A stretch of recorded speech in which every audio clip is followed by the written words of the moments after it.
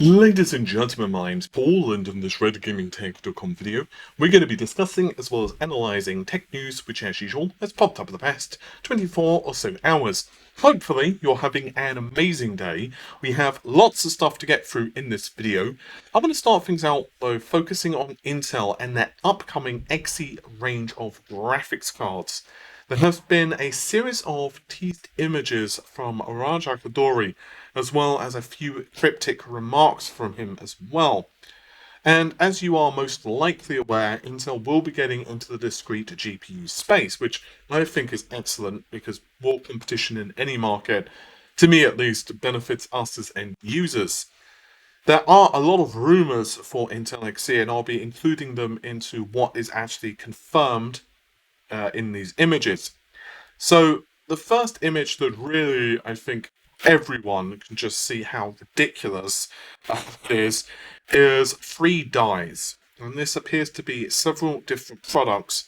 I'll explain more as we go on what the differences are with these products. But long story short, the dies themselves range from that's pretty big to sweet goodness, how is this thing not collapsing in under its own mass and forming a black hole and sucking in the Earth? Because it is huge. The package size is estimated to be around 3500 mm squared. Some people put it a little smaller, some a little larger, and it is quite difficult to get exact measurements when it comes to packages and actually do an exact comparison.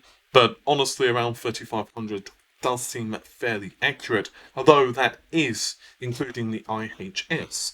So the actual usable area is probably a little smaller, maybe the low 3000s to high 8000 high 2000 mm squared, which is still pretty bloody big, honestly.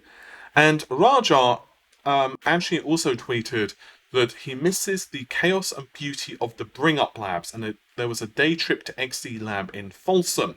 Well, yeah, there are 2 images really, which kind of tell the whole story here. The first image appears to be the DG1 GPU, which is based, of course, yes, on the Xe architecture. However, it only has a single tile. And this brings us to really the crux of the matter. Intel's architecture for their GPUs uses kind of a chiplet design like AMD does with their CPUs. So essentially several chiplets can come together to form a larger whole. We believe the highest end SKU is 4 tiles, and that is said to be an absolutely monstrous amount of performance. 2048 execution units, which by the way is 16,384 cores. The leaks put this thing to be about 500 watts. Although to be clear here, ultra super duper clear, this is a GPU which is specifically designed around the data center. However, there are variants which have a smaller number of tiles, such as 1 or 2 tiles, which are eventually expected to make their way to a PC near you. Anyway, focusing on the first image for a moment, you can see that it is quite early silicon, to put it mildly, and it's certainly not indicative of the final design of the GPU. Here we have a board which seems to be DG1, and it's also referred to as ES1, which obviously means engineering sample and quite an early variant. We also have mention of 12 times 8, which equals 96 execution units, which says that it's not one of the highest end SKUs in the Xe lineup, but it will still possibly be a flagship product for the low power variants. And we actually had some of this stuff leaked by Intel's own drivers last year. However, my personal opinion is that the most interesting one is the second image, which has 2 green tubes, which of course are for cooling. And we can see several pieces of text emblazoned upon this monstrous contraption. Here we have what appears to read ATX4T. So this is most likely a reference to Arctic Sound, which of course we've known about as a codename a long time now. And 4T most likely is a reference to the 4-tile design. It's the only thing I can think of logically that would make sense. I'm pretty sure as well that the simplistic naming scheme and the fact that Raja is teasing it in such a pretty blatant manner is to get us talking about this. It's essentially free publicity, of course. And really and truly, the architecture itself is supposed to be scalable. There are actually a series of images, including the one architecture claims from Raja Koduri and Intel. Basically, this specific architecture is supposed to be scalable over a variety of different tasks and workloads. So LP, low power, whatever you want to call it, is going to be ranging from integrated, in other words, iGPUs, and also discrete GPUs as well, which are going to be like entry level, mainstream as well. So I guess you could say that if you were to take this as like an Nvidia solution, iGPUs, AMD obviously have that with, say, Renoir, but then you would have, for AMD, you would have something like, I don't know, an RX 5500. That would probably be a low power variant, or for Nvidia, that would be like a GTX 16 series card. So I assume it would be kind of like for like here. And then we have HP high performance, which would, well, obviously be higher levels of performance, yes, but they would be for gaming. They would also be for workstations and possibly for data center and AI. And this would be up to the 2 tiles, and then the 4 tiles is HPC, high performance computing exascale. And from what we understand, this is the 4-tile variant, which will only be in the domain of the data center. Also, a quickie. This is actually for Nvidia and comes down to drivers. 451.48 is a WHQL driver from Nvidia, which normally drivers, who cares? Oh, goody, we get an extra 2 frames a second in the latest game or whatever. This, however, has a plethora of improvements. I'll go through a couple of the most important ones. For one, we have CUDA 11. This next one is we have support for Vulkan 1.2. Vulkan is actually something I really throw my weight behind. I really love the API. I think it's awesome to have a platform agnostic API. And yeah, that's definitely awesome. We also, and this one's quite a small deal, it's not that big, he says with massive dripping sarcasm, and that is support for DirectX 12 Ultimate. To be fair, Nvidia have included support for things such as variable rate shading with clearing since basically the beginning, albeit they have supported it with like NAS, Nvidia Adaptive Shading. I've done a pretty in-depth analysis of Nvidia Adaptive Shading and also a second video on Nvidia's DLSS or Deep Learning Super Sampling, so you can check those out. And I will also be putting out a video pretty soon on hardware-based ray tracing, but DirectX 12 Ultimate encapsulates all of this plus some other shinies as well. And in addition to all of this, which does, of course, also include things such as mesh shading, we also have hardware-accelerated GPU scheduling as well. As of the time that I'm recording this video, Nvidia are the only company which actually has hardware out which supports this. This will change when AMD releases the 2nd generation of RDNA. So what happens if you have, I don't know, an RX 5700? Well, unfortunately, you're out of luck. Variable rate shading, mesh shaders, and all of that stuff does not work on the 1st generation of RDNA. So you do not have hardware-based ray tracing, you do not have mesh shaders, you do not have variable rate shaders, foveated rendering, any of that is just not going to happen. So ultimately, RDNA 2 will be the first architecture which will support that. And yeah, for now anyway, Nvidia have kind of the PR lead there.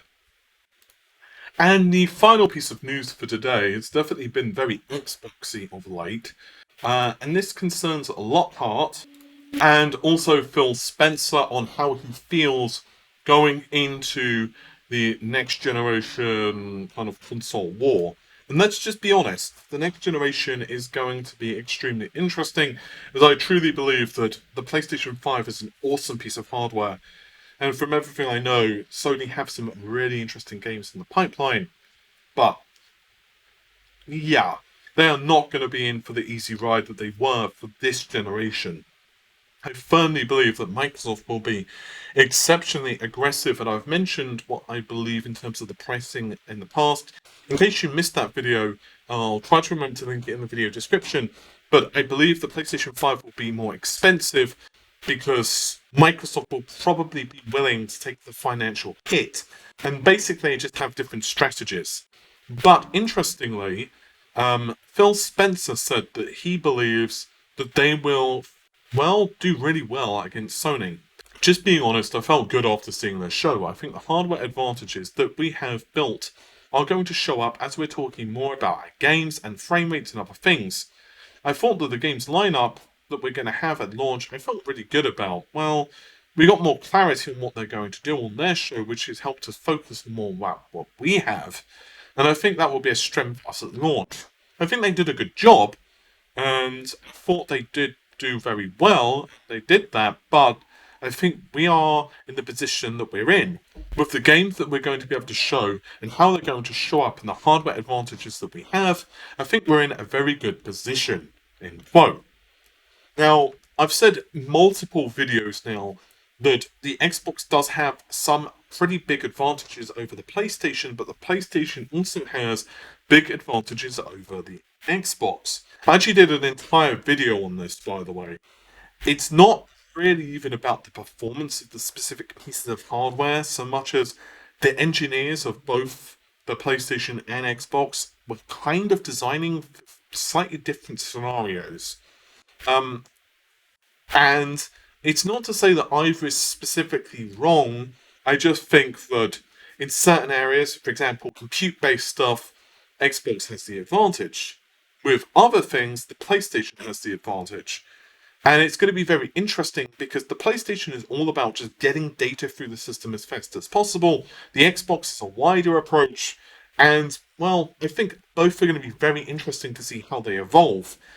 To me, though, what's more curious is how the game situation is going to change. I have to say that I am really excited to see what Microsoft have on the cards, especially given we've just seen a Halo tease. But this brings us to the final piece of Xbox news, and this is a rumour, and it concerns LockHart, or LockHart if you prefer, as this is kind of an odd one. Twitter user TileOS has actually provided a couple of screenshots of what is potentially evidence of LockHart. According to the Twitter user, it's not publicly available. It's from PDF release notes from GDK, Game Core Development Kit, June 2020. You yourself can see that one thing that may raise your suspicion is it's listed to be LockHart. However, I can say that when it comes to stuff like this, typos can be a thing. Because, well, honestly, yeah, the people who are working on this are pretty stressed. They're doing like 1,000 things. This is not a publicly facing page. Yeah, I mean, I've seen press statements from AMD, Nvidia, and so on having actual errors in them.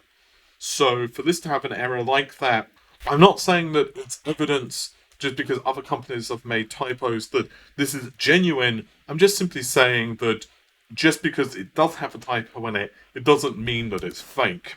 Either way, in the next image we can see that in June 2020 for GDK, Scarlet Dev Kit, Default Anaconda Profile, and finally LockHart profiling modes. And we also, of course, have Xbox One and Xbox One X too. Now, what's really interesting is that I actually heard from a developer that that developers have been basically told that in July, I don't have a specific date, just early July, Microsoft are planning to brief developers on something else. Now, what I don't know is whether this is LockHart or whether it's something entirely different. So, the thing is, I'm getting kind of mixed messages about LockHart because some developers insist to me that they have not been briefed yet about LockHart. Ultimately, I may make a video on this. It depends on some of my thoughts for LockHart. But I just have a couple of other projects on at the moment, so I'm not quite sure how long I'll have in terms of the scripting. Either way, I'm interested to see what Microsoft's strategy is going into the next generation. With all of that said though, hopefully you've enjoyed the video. Take care of yourselves. Bye for now.